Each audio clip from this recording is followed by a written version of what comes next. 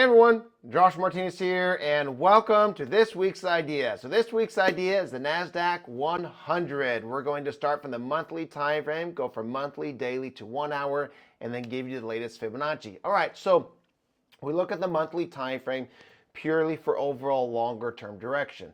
On the monthly time frame, we do have an uptrend, an up 1-2 boundary, and the latest Fibonacci is now 19,900 ticks above the market. Now that's assuming that the market moves in just a straight line. However, we are seeing basically a straight line bullish movement, which is very, very impressive. So this market is going what's called parabolic, just going wild.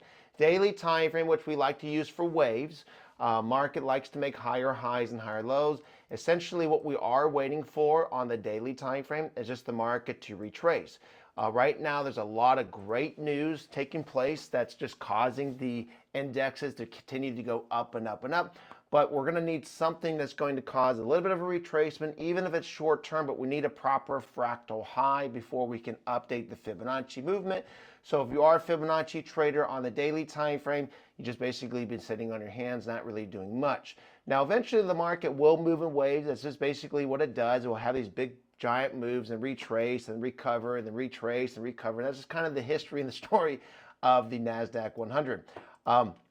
1 hour time frame did hit last week's Fibonacci target. This is where this week's idea is going to be.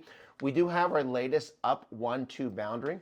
One is at 26535.00. Two is at 27542.50. This is the 1 hour time frame. The best place to put our stop will always be below the one boundary, which is 26484.75. The limit is going to be the Fibonacci extension. In this case, 28165.25, about 2,707 ticks away. Now, it is hopeful thinking that the market is just going to go bullish in a straight line, but with the Fibonacci extension being hit, normally the market will retrace. So we're going to need some really, really great news to keep this momentum going up higher and higher and higher. Otherwise, just anticipate a larger retracement, probably around the 50618, and then hopefully another U-turn to give us that big bullish push.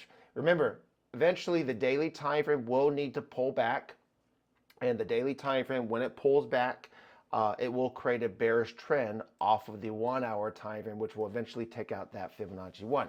Now, one of the things that we can do is we can go to like a smaller time frame, like a 5-minute time frame. As long as the market stays in the buy zone, keep focusing on up Fibonacci's on the 5-minute time frame, your favorite entry strategy. Try to make that 2,707 ticks with a little bit less risk, feel a bit more comfortable doing it than just slapping a stop at 26484.75.